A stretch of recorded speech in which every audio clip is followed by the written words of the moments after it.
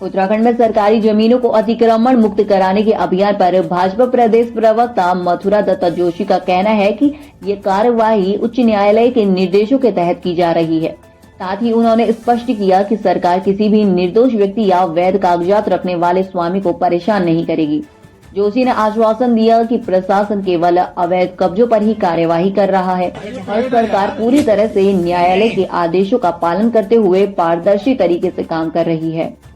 अतिक्रमण के मामले में माननीय उच्च न्यायालय के निर्देशानुसार कार्रवाई हो रही है और किसी भी निर्दोष को नहीं परेशान किया जाएगा। अगर किसी का जेन्युइन कब्जा होगा, वैध कब्जा होगा या वैध कागजात उस पर होंगे तो निश्चित रूप से उसको परेशान नहीं किया जाएगा। हाँ, किसी ने अगर अवैध कब्जा कर रखा होगा तो निश्चित रूप से सरकार कार्रवाई करेगी और ये सरकार की जिम्मेदारी भी बनती है कि माननीय न्यायालय के आदेश का पालन करना ये सरकार की पहली प्राथमिकता है। और जहाँ जहाँ भी कार्रवाई हुई है ये माननीय उच्च न्यायालय के निर्देश पर हुई है और ये मैं निश्चित रूप से आपके माध्यम से आश्वस्त करना चाहता हूँ कि किसी भी जेन्युइन व्यक्ति के खिलाफ कोई कार्रवाई नहीं होगी। अगर उनका सही कब्जा होगा, सही उनकी जमीन के कागजात होंगे तो निश्चित रूप से उनको सरकार परेशान नहीं करेगी, उनको संरक्षण देगी। लेकिन अवैध रूप से कब्जे करने वालों को कतई नहीं बख्शा जाएगा। ये सरकार की नीति भी है और माननीय उच्च न्यायालय के निर्देश भी। नगर निगम देहरादून ने खतरनाक और आक्रामक नस्ल के कुत्तों को लेकर सख्ती बरतने की तैयारी शुरू कर दी है। इसकी जानकारी देते हुए नगर आयुक्त नमामि बंसल ने बताया कि सुप्रीम कोर्ट के निर्देशों के तहत म्यूनिसिपल बॉडी क्षेत्र के लिए एक नई नियमावली तैयार की गई है, जिसमें खतरनाक नस्लों के लिए विशेष सुरक्षा प्रावधान किए गए हैं और इस नियमावली को प्रारंभिक अधिसूचना के रूप में जारी कर जनता से आपत्तियां और सुझाव मांगे गए हैं। साथ ही नगर आयुक्त ने स्पष्ट किया कि जन सुरक्षा सुनिश्चित करने के लिए तय मानदंडों का उल्लंघन करने वाले पशु स्वामियों के खिलाफ अब सख्त से सख्त कार्यवाही की जाएगी। जो बोर्ड बैठक में भी निर्णय हुआ था और माननीय सुप्रीम कोर्ट के द्वारा भी निर्देश दिए गए हैं कि जितने भी म्युनिसिपल बॉडीज में के एरियाज में जितने भी ऐसे आक्रामक जो पशु हैं, श्वान पशु हैं, उनके संबंध में नियमावली तय हो और नियमावली में फेरोशियस ब्रीड्स को लेकर के विशेष प्रावधान हो। जितने भी ऐसे पशु स्वामी हैं जिनके द्वारा श्वान पशुओं को डोमेस्टिकेट किया जाता है, पाला जाता है, उनके द्वारा जो समस्त सावधानियां बरती जानी है उनके विषय में विस्तृत नियमावली नोटिफाई की गई है।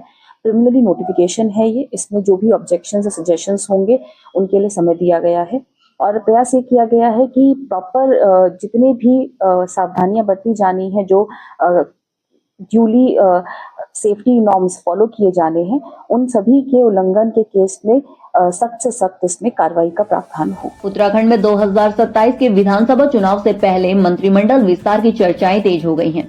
इस पर भाजपा प्रदेश प्रवक्ता मथुरा दत्ता जोशी ने कहा कि मंत्रिमंडल में खाली पदों को भरना मुख्यमंत्री का विशेषाधिकार है।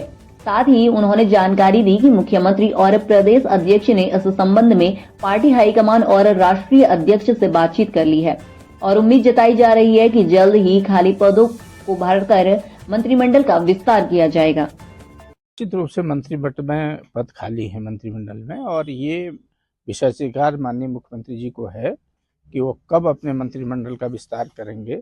माननीय मुख्यमंत्री जी ने और प्रदेश अध्यक्ष जी ने जो मेरी जानकारी है पार्टी हाईकमान से बात की है, पार्टी के वरिष्ठ नेताओं से बात की है, राष्ट्रीय अध्यक्ष जी से चर्चा हुई है।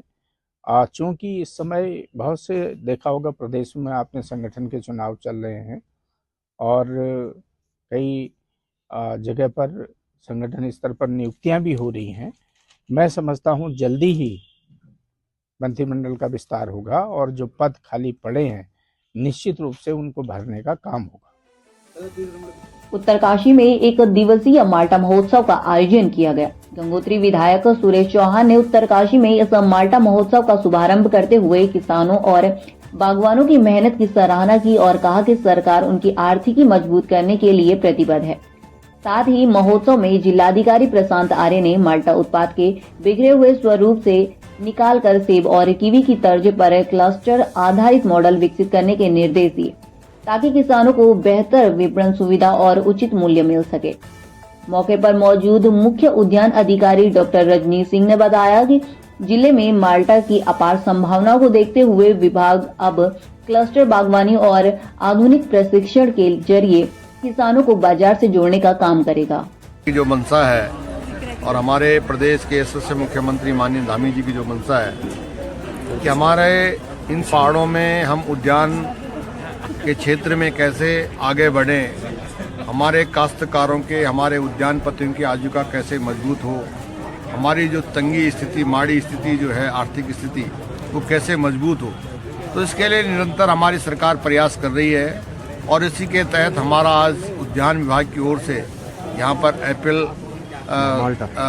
माल्टा उत्सव का कार्यक्रम एक दिन का रखा गया है। पूरे विशेषज्ञ यहाँ पे आए हैं जो परीक्षण देंगे और बहुत अच्छा कार्यक्रम है। महिलाओं में भी काफ़ी उत्साह है। एक तो पारंपरिक फल है नंबर 1, साथ ही साथ माल्टा से परिचित सारे लोग हैं नंबर 2, और माल्टा उत्तरकाशी में हर एक जगह पे होता है, स्वयं भी होता है और उगा भी है। तो तीनों एक ऐसी संभावनाएं हैं जो किसी भी तरह से अगर इसका प्रबंधन उचित हो तो इसको एक बिजनेस मॉडल या एक क्लस्टर इकोनॉमिक मॉडल के तौर पे डेवलप किया जाना बहुत आसान है।